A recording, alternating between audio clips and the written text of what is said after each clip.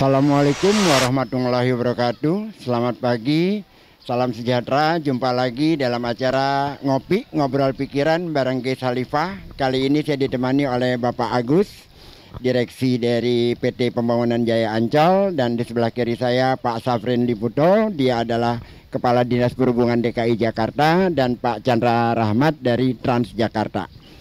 Teman-teman semua mungkin sudah tahu ya bagaimana integrasi transportasi di Jakarta sekarang menjadi luar biasa sampai mendapat penghargaan internasional.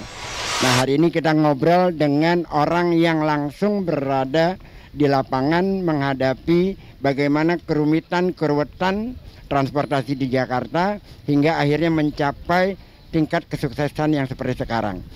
Pak Safrin, saya ingin bertanya, pertama, bagaimana langkah awalnya sampai Jakarta dapat penghargaan internasional, Pak Safrin? Silakan. Terima kasih Pak Ges Khalifah. Assalamualaikum warahmatullahi wabarakatuh.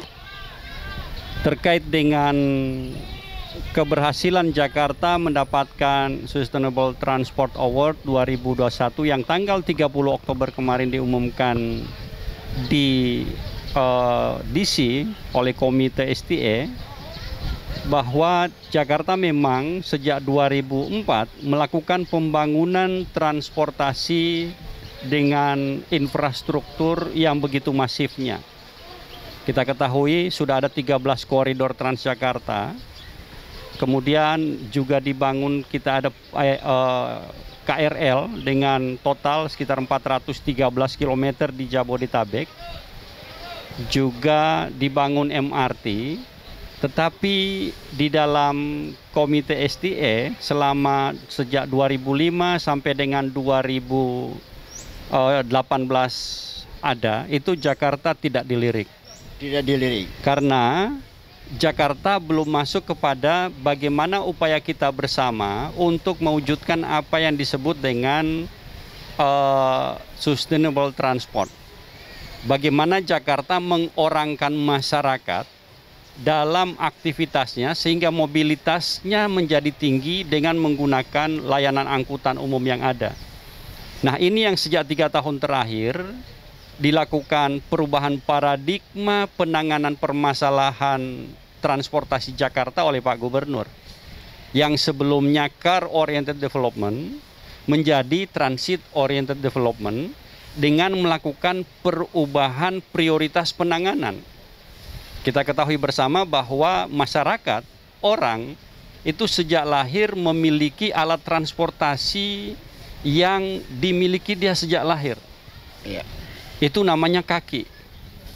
Karena prinsip transportasi itu bagaimana memindahkan orang dan barang dari satu tempat ke tempat lain, itu transport. Transport artinya bisa kaki.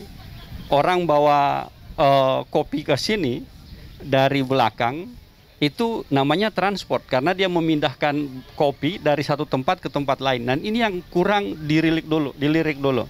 Nah, oleh sebab itu sekarang dalam penanganan transport Jakarta, pejalan kaki ditempatkan paling atas. Bagaimana Jakarta menyiapkan pedestrianisasi sedemikian masifnya. Kemudian yang kedua adalah prioritas adalah non-motorized transport dan kendaraan ramah lingkungan. Bagaimana sepeda kita dorong. Kemudian bagaimana kebijakan Pak Gubernur mendorong kendaraan listrik yang ramah lingkungan agar dapat diimplementasikan sebanyak mungkin di Jakarta. Yang ketiga adalah prioritasnya terkait dengan integrasi antar moda angkutan umum di Jakarta. Yang keempat baru prioritasnya adalah untuk kendaraan pribadi, tetapi itu namanya bukan insentif, malah disinsentif. Sehingga dengan paradigma perubahan ini, maka dari sisi integrasi layanan angkutan umum ada dua yang menjadi program prioritas Jakarta. Yang pertama adalah bagaimana kita menyiapkan first and last mile yang selama ini menjadi bottleneck integrasi layanan angkutan umum. Bagaimana orang setelah sampai di tujuan, dia disiapkan moda jalan kakinya secara baik. Bagaimana dia sampai di tujuan perjalanannya disiapkan moda non-motorized transport. Kita lihat ada sepeda, ada bike share juga yang disiapkan sekarang 69 bike station yang kita siapkan dengan lebih kurang 615 sepeda. Kemudian juga bagaimana integrasi antar moda itu dimasifkan. Ada satu contoh integrasi kurang diperhatikan dulu. Koridor 13 Transjakarta itu dibangun oleh Pemprov DKI Jakarta. Kemudian dia akan melintas di CSW. Di sisi lain ada MRT juga yang dibangun oleh Jakarta melintas di CSW juga. Tidak ada yang memikirkan bagaimana pergerakan orang dari koridor 13 naik bus ke MRT, naik kereta, naik MRT, itu pergerakannya smooth. Bagaimana orang berpikir pergerakan antar moda itu sifatnya menerus, sehingga orang mau menggunakan layanan angkutan umum. Dan ini yang dipikirkan betul oleh Pak Gubernur. Bagaimana integrasi itu terjadi, dan sekarang ini yang sedang didorong, termasuk di dalamnya bagaimana ada penataan stasiun. Kita ketahui stasiun Tanah Abang itu KRL-nya berhenti, tidak memikirkan bagaimana penumpang KRL turun naik apa, itu semuanya berpikir sendiri. Akhirnya yang terjadi di kawasan itu menjadi sangat tidak teratur. Masyarakat dilatih untuk tidak disiplin, tetapi kemudian masuk penataan stasiun, kita integrasikan seluruh moda, sehingga pergerakan warga itu menerus. Dari KRL dia akan turun, ada moda lanjutannya, apakah mikrolet, Transjakarta, termasuk bajai, ojek, semuanya ada di satu kawasan. Dan ini memudahkan masyarakat untuk melakukan perjalanan, apakah dia dari KRL menuju ke angkutan lanjutan, atau dari moda jalan menuju ke KRL. Nah, ini hal-hal yang kemudian dari integrasi ini menimbulkan yang namanya terjadi peningkatan jumlah penumpang, Pak Keis. Ini kupas tuntas, jawabannya luar biasa. Pak Sapri, berarti ini adalah persoalan paradigma berpikir ya? Paradigma berpikir dan political will Pak Gubernur untuk mewujudkan itu dalam tataran Jakarta yang lebih baik ke depan. Yang jauh lebih baik ke depan ya. Dan sejauh ini kenaikan penumpang luar biasa ya? Luar biasa. Kita ketahui di tahun 2017 jumlah penumpang harian Transjakarta itu hanya sekitar 350.000. Tetapi sekarang bahkan kemarin sebelum pandemi itu menyentuh angka 1.125.000 ya. 1.100.000 lebih penumpang. Oke, kalau dari 350.000 menjadi 1 juta lebih berarti kan 200% lebih kenaikannya. Iya, ya. Sekitar kenaikannya sekitar 300%. 300%, bukan 200%. Kenaikannya 300%. Lantas koneksinya dengan kemacetan Jakarta terlihat tidak berkurangnya. Nah, di sisi lain Jakarta juga meningkatkan yang namanya transport demand management. Oke. Jadi selain melakukan perbaikan yang namanya kualitas layanan angkutan umum, juga melakukan transport demand management, salah satunya adalah perluasan ganjil genap. Iya. Kita ketahui di 2019 oleh Pak Gubernur ganjil genap diperluas dari 16 ruas jalan itu menjadi 25 ruas jalan, yang tujuannya sebenarnya adalah untuk meningkatkan kualitas layanan jalan sehingga ada asas keadilan di sana. Iya, iya, iya. Dan otomatis macet lebih terurai ya. Iya, dengan dilaksanakannya ganjil genap, otomatis warga itu akan melakukan pengaturan waktu pergerakannya, itu satu. Yang kedua, akan terjadi shifting dari pengguna kendaraan pribadi ke layanan angkutan umum. Pemerintah Provinsi DKI Jakarta itu sudah menyiapkan layanan angkutan umum dengan standar pelayanan minimal yang demikian tinggi, dan kemudian itu disiapkan untuk warganya. Dan itu murah. Dan itu murah karena disubsidi oleh pemerintah. Nah, masyarakat diminta Anda tinggalkan kendaraan Anda daripada Anda harus bayar tol, beli bensinnya mahal, yang otomatis itu juga dari aspek ekonomi pemborosan, dari kualitas lingkungan Jakarta juga artinya dengan polusi udara ini menjadi tidak baik. Maka Jakarta sekarang dengan seluruh kebijakan tadi disiapkan menjadi kota yang layak huni bagi warganya, bukan hanya bagi kita yang ada di Jakarta saat ini, tetapi bagaimana kita pikirkan untuk generasi selanjutnya, mereka juga berhak mendapatkan kualitas kota Jakarta yang sama baiknya. Saya belum lama agak kaget, bagaimana perencanaan kota ini dibangun, bukan saja jalannya, tapi sampai taman pun jarak antar taman itu dihitung. Kenapa dihitung? Karena burung-burung itu jarak terbangnya ada jangkauan sekian kilo. Jadi supaya burung-burung itu mau kembali ke Jakarta, nah taman-taman itu tidak jauh dari. Jadi kalau tentang bagaimana kota ini menjadi layak huni, memang integrasinya ternyata bukan hanya transportasi untuk manusia, tapi bagaimana untuk hewan-hewan pun nyaman di kota ini. Selanjutnya mungkin kita akan bicara dengan pengendali dari Transjakarta yang paling dekat dengan kita. Pak, mohon maaf Pak, kalau dulu saya tahunya PPD nomor 40. Dan kalau saya naik bis PPD, kaki saya cuma ada di tangga satunya lagi di luar. Karena berhimpitan berebut dengan penumpang lain. Sekarang kenyamanannya luar biasa.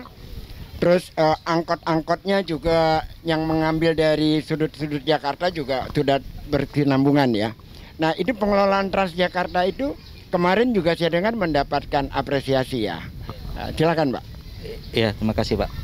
Memang kalau dari sisi spesifikasi kendaraan pun kita bersama bimbingan oleh Dinas Perhubungan, kita tetapkan seperti apa minimal spesifikasi sehingga apa yang ada di dalam bis pun bisa dirasakan kenyamanannya oleh penumpang, pelanggan dalam hal ini warga DKI. Jadi kami berusaha semaksimal mungkin untuk bisa memberikan kenyamanan tersebut kepada pelanggan. Terus peningkatannya itu setiap tahun menaik terus Pak?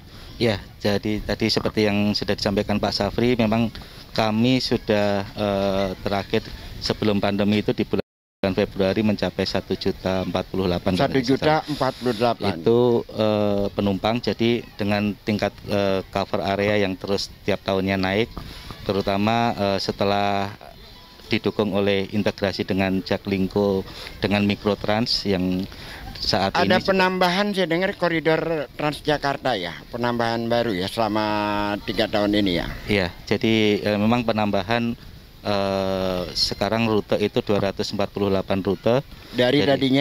Dari tadinya itu di 2017 yang tadi Pak Safri sekitar 300 penumpang itu 130-an rute, jadi peningkatannya ya. Juga. Jadi peningkatannya lebih di atas 100% yeah. Selama 3 tahun ini. Jadi wajarlah kalau Jakarta mendapat penghargaan karena peningkatannya itu begitu eksponensial ya, begitu luar biasa ya.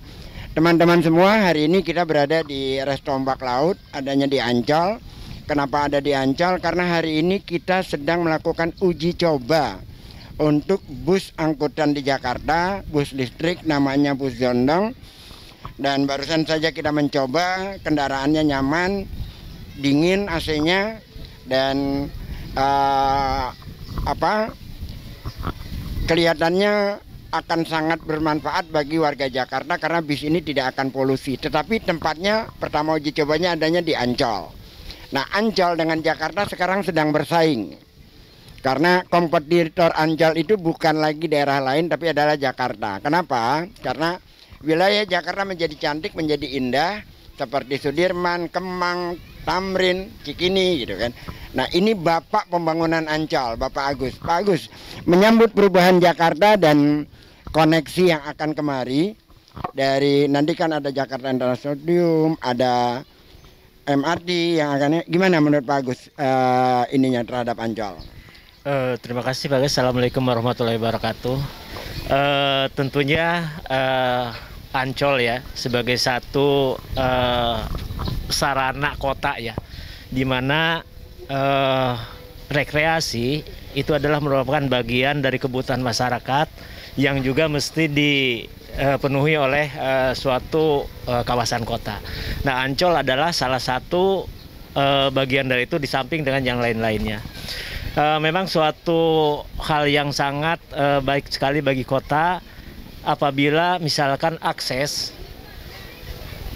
dan sarana prasarana itu memang berjalan dengan baik, Pak Ges. Ya. Baik, artinya bahwa akses semua dari titik itu terhubung. Dan sekarang Jakarta sudah membuktikan hal itu. Nah, selanjutnya juga tadi disampaikan bahwa selain itu juga perhatian terhadap pejalan kaki juga dinomor-satukan. Ini yang juga Pak Ges di Ancol sekarang kita mulai berubah. Seperti contoh misalkan zaman dulu itu koneksi antar unit tempat kita, kan kita ada beberapa unit rekreasi. Itu memang pada saat itu ya koneksinya jalan. Sama dengan karena waktu itu memang perkembangannya sebenarnya. Nah sekarang kita juga mencoba mengintegrasikan gimana unit-unit ini dihubungkan oleh satu pejalan kaki pedestrian yang cukup besar. Kita mulai sebenarnya dengan pembangunan Symphony of the Sea yang relatif di sini adalah area pantai. Nah kalau dulu misalkan pedestriannya itu terakhir cuma 8 meter. Sekarang rasanya bisa kurang tuh 8 meter.